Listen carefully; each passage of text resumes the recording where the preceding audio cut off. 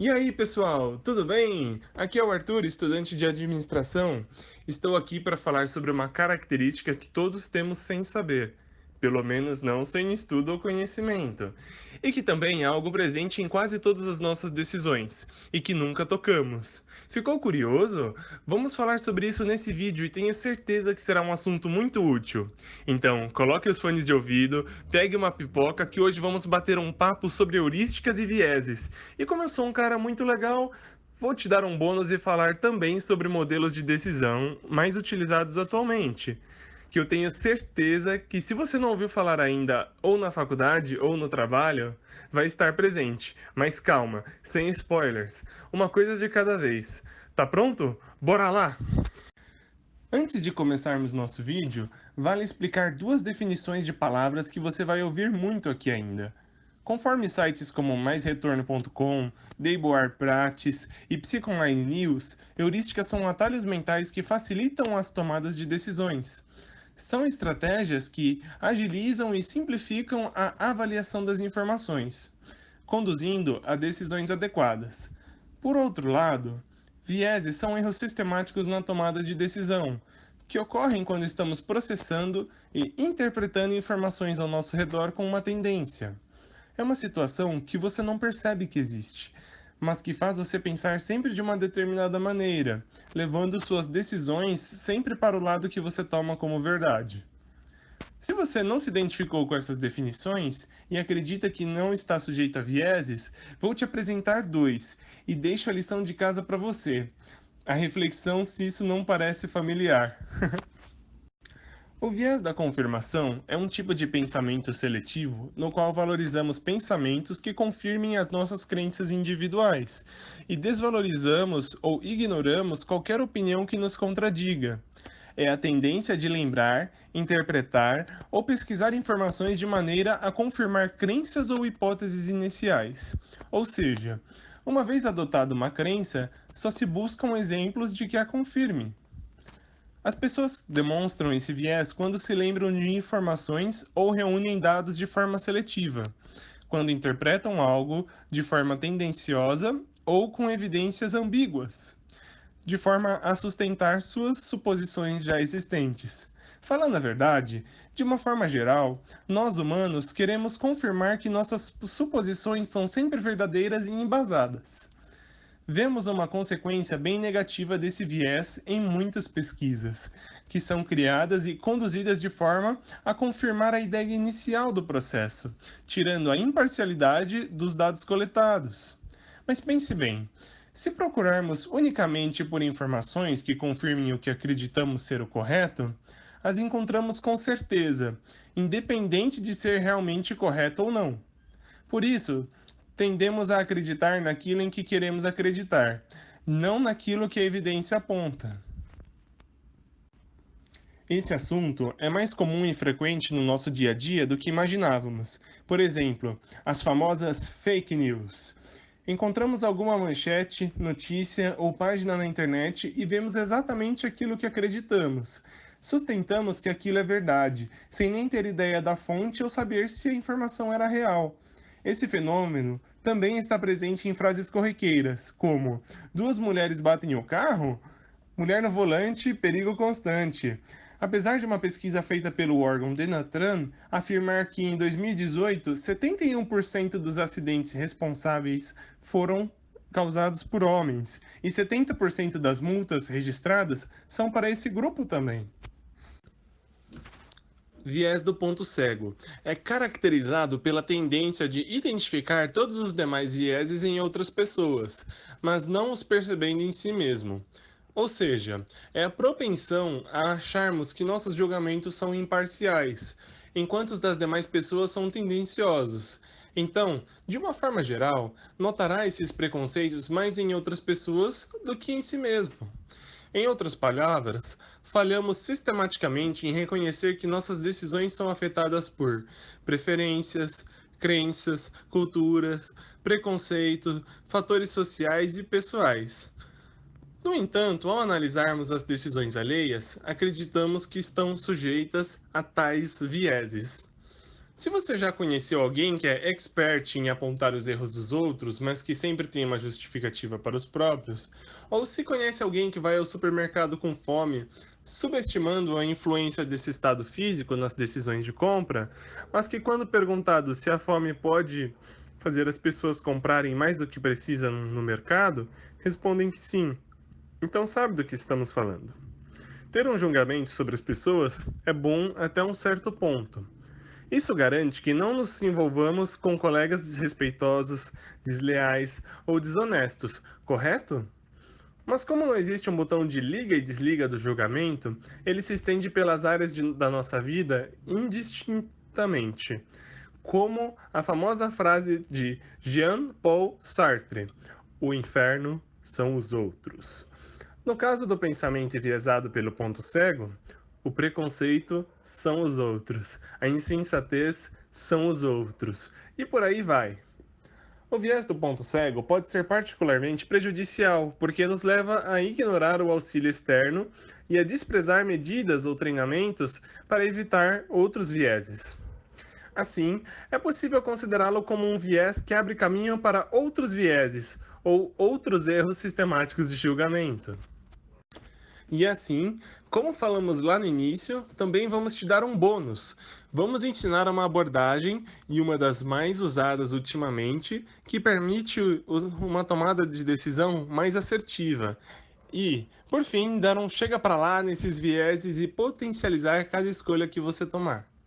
Imagine uma abordagem que permita olhar para o resultado positivo de ações antes mesmo de serem criadas. Já imaginou? Se não conseguiu, te dizemos, ela existe e tem nome: Design Thinking.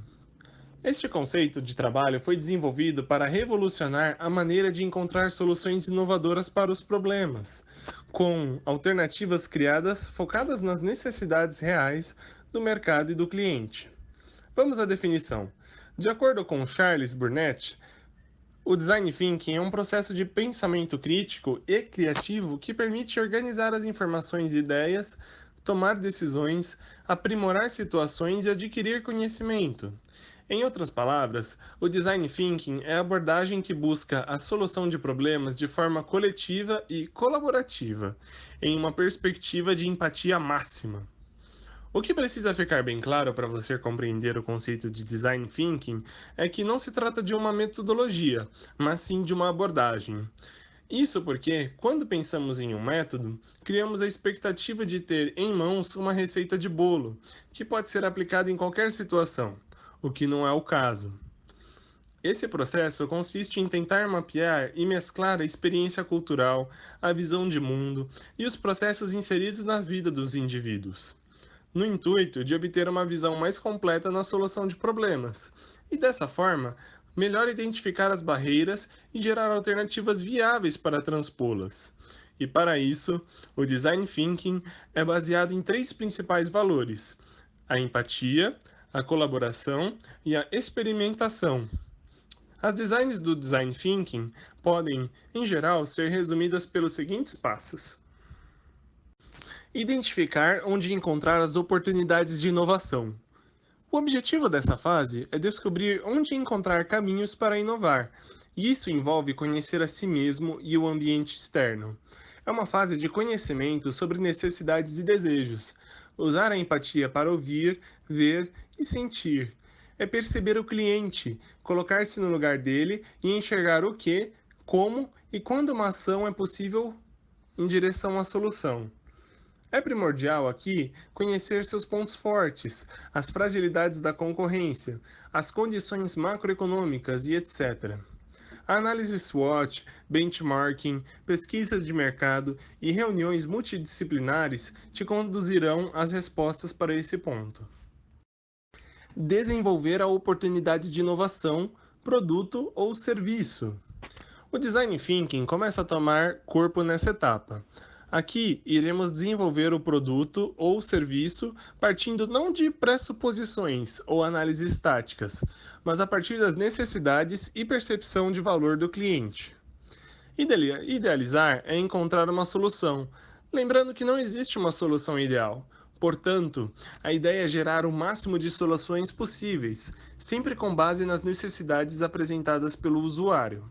Essa é a fase da criatividade, de pensar fora da caixa, então deixe as ideias fluírem. Protótipos. Chegou o momento de colocar a mão na massa.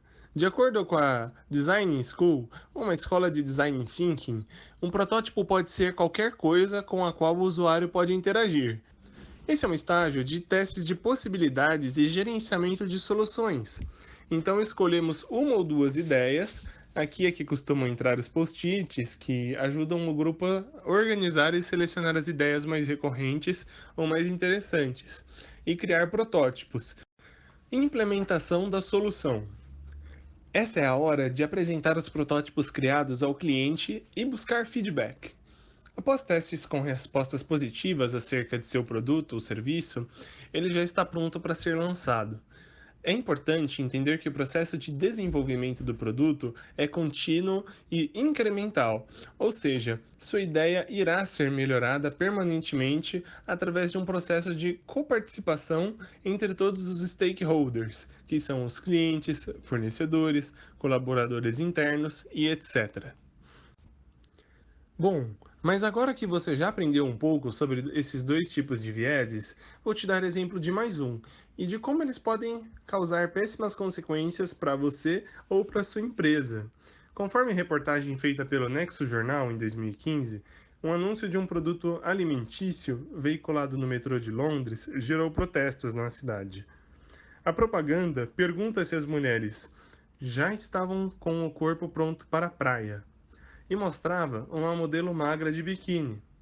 A peça foi interpretada como promoção de um corpo inatingível, em uma sociedade que já exige que as mulheres sejam magras demais. Diversas pessoas reagiram escrevendo, nos cartazes, que todos os corpos estavam prontos para ir à praia. Após receber reclamações de que a campanha objetificava as mulheres, o órgão responsável pela regulação da propaganda no país decidiu proibir a sua veiculação, e a empresa responsável pelo produto, infelizmente, não se desculpou publicamente por sua ação. A heurística da representatividade é o nome dado a um fenômeno mental no qual, diante da necessidade de tomar uma decisão de relativa complexidade, o ser humano se apoia em seu repertório pessoal para julgar alguma coisa, pessoa ou situação.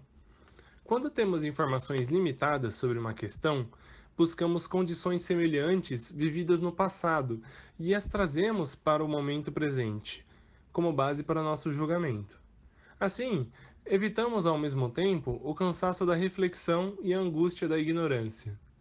O grande problema é que, tão acostumados a esse processo, ele se automatiza a ponto de se tornar quase imperceptível no cotidiano e caímos no viés, levando muitas vezes ao preconceito e a estereótipos. Ocorre quando um evento ou fato B por ser semelhante com A, e não pela probabilidade real. Nesse caso, os responsáveis pela propaganda podem ter ligado mulher, praia e magra, pois, de uma forma geral, é essa representatividade encontrada na mídia de mulheres na praia. Algumas dicas para se proteger do viés da representatividade. Desenvolva seu olhar crítico acerca da situação. Pesquise por estatísticas e dados. Questione sempre a sua intuição, pois ela tende a exagerar a probabilidade de algo acontecer. Envolva outras pessoas em suas decisões e veja o olhar delas acerca das suas opiniões. Digamos que você tenha que descobrir qual a profissão de uma pessoa tímida, quieta e organizada. Você chutaria vendedora ou bibliotecária? É disso que estamos falando. Isso é o viés da representatividade. E pessoal, não há como negar, esses e outros vieses estão presentes na maioria das decisões e todos nós somos influenciados por um monte deles. Algumas dicas que posso te dar para controlar os seus próprios vieses é: se conheça. Reconheça que seus julgamentos podem ser influenciados por muitos fatores que você não pode ter controle. Conheça as táticas usadas para influenciar suas decisões. Entenda o papel de seu estado emocional também e de suas preferências em suas decisões. E estabeleça as regras para evitar que suas decisões sejam influenciadas por fatores subjetivos, como lembretes, aplicativos de comparação de preços, levando calculadora e lista para o supermercado. Pesquise mais sobre este assunto. Tenho certeza que vai te auxiliar a tomar melhores decisões.